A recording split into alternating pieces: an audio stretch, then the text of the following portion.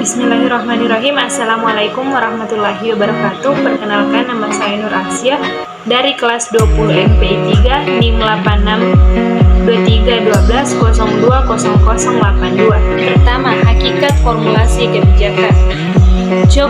Cokromijojo mengatakan bahwa policy formulation sama dengan pembentukan kebijakan, merupakan serangkaian tindakan pemilihan berbagai alternatif yang dilakukan secara terus-menerus dan tidak pernah selesai. Dalam hal ini, di dalamnya termasuk pembuatan keputusan. Kemudian, menurut Anderson mengatakan perumusan kebijakan menyangkut upaya menjawab pertanyaan bagaimana berbagai alternatif disepakati untuk masalah-masalah yang dikembangkan dan siapa yang berpartisipasi. Kebijakan menurut Anderson yang dikutip oleh Ali Imron mengemukakan bahwa kebijakan adalah serangkaian tindakan yang mempunyai tujuan tertentu yang mesti diikuti oleh para pelakunya untuk memecahkan suatu masalah. Jadi, hakikat formulasi kebijakan adalah cara memecahkan suatu masalah yang dibentuk dari beberapa aktor yang ada dan dari segala banyak alternatif pemecahan yang ada, maka dipilih alternatif kebijakan yang terbaik. Kemudian yang kedua yaitu komponen formulasi kebijakan. Adapun komponen-komponen formulasi kebijakan yang pertama yaitu kebijakan pendidikan merupakan suatu keseluruhan mengenai hakikat manusia sebagai makhluk yang menjadi manusia dalam lingkungan kemanusiaan. Kemudian yang kedua yaitu kebijakan pendidikan dilahirkan dari ilmu pendidikan sebagai ilmu praktis, yaitu kesatuan antara teori dan praktik pendidikan. Kemudian yang ketiga yaitu kebijakan pendidikan haruslah mempunyai validitas dalam perkembangan pribadi serta masyarakat yang memiliki pendidikan itu. Kemudian yang keempat yaitu keterbukaan atau open process. Pendidikan sebagai proses kemanusiaan terjadi dalam interaksi sosial. Hal ini berarti bahwa pendidikan itu merupakan milik masyarakat. Kemudian yang kelima, kebijakan pendidikan didukung oleh riset dan pengembangan. 6.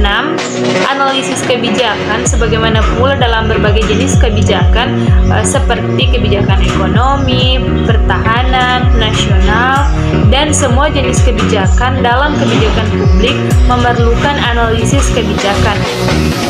Kemudian yang ketujuh yaitu kebijakan pendidikan. Pertama-tama ditujukan kepada kebutuhan peserta didik.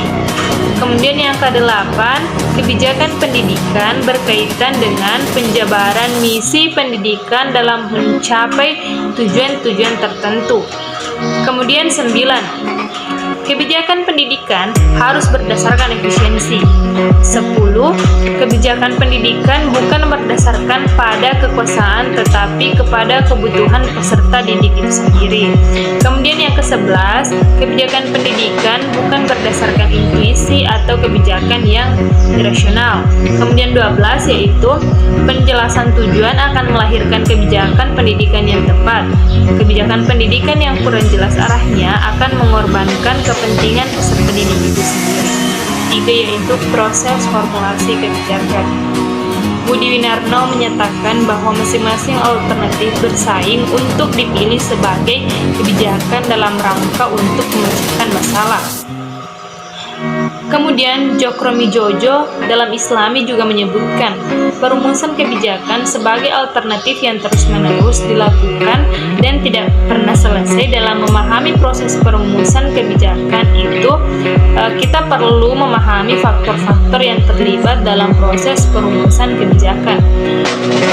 Kemudian, penetapan tujuan merupakan langkah utama dalam sebuah proses lingkaran pembuatan kebijakan. Penerapan tujuan juga merupakan kegiatan yang paling penting karena hanya tujuanlah yang dapat memberikan arah dan alasan kepada pilihan-pilihan publik.